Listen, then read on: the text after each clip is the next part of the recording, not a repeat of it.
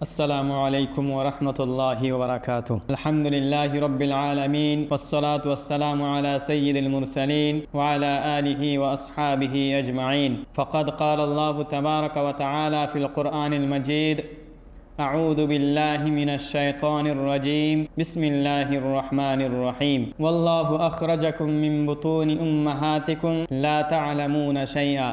سورۃ النحل آیت نمبر 78۔ آج کی گفتگو کا موضوع ہے کہ انسان جب دنیا میں آتا ہے تو علم لے کر کے آتا ہے یا دنیا میں علم سیکھتا ہے۔ معزز سامعین و ناظرین اکرام، اللہ رب العالمین قرآن مجید کے اندر ارشاد فرماتا ہے کہ واللہ اخرجکم من بطون امہاتکم، کہ اللہ رب العالمین نے جب تمہیں تمہاری ماؤں کے پیٹوں سے نکالا تو اس وقت تمہارے پاس کچھ بھی علم نہیں تھا۔ اس آیت سے معلوم یہ ہوا کہ انسان دنیا کے اندر جو بھی آتا ہے یقیناً وہ علم کے بغیر آتا ہے اور دنیا میں آ کر کے علم کو سیکھتا ہے۔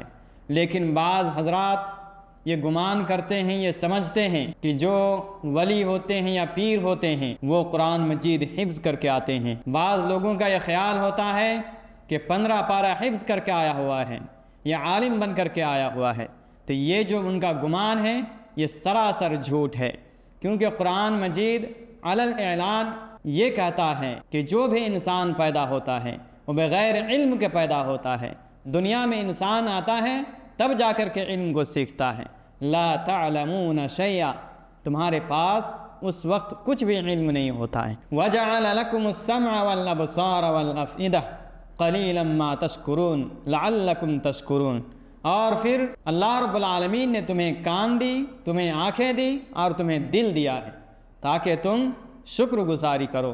اس آیت سے پتہ یہ چلتا ہے کہ انسان جب پیدا ہوتا ہے تو بغیر علم کے پیدا ہوتا ہے، اور علم سیکھنے کے لیے اللہ رب العالمین پھر ہمیں کان عطا کیا ہے اور آنکھیں عطا کی ہیں اور دل سمجھنے کے لیے عطا کیا ہے۔ اور پھر اللہ رب العالمین نے کہا کہ یہ جو علم ہے اس پر شکر گزاری کرو، یہ جو ہم نے تمہیں نعمتیں دی ہیں ان پر بھی کیا کرو، شکر گزاری کرو۔ اللہ تعالیٰ سے دعا ہے کہ ہمیں اور آپ کو قرآن مجید سمجھنے کی توفیق عطا فرمائے۔ آمین، تقبل یا رب العالمین۔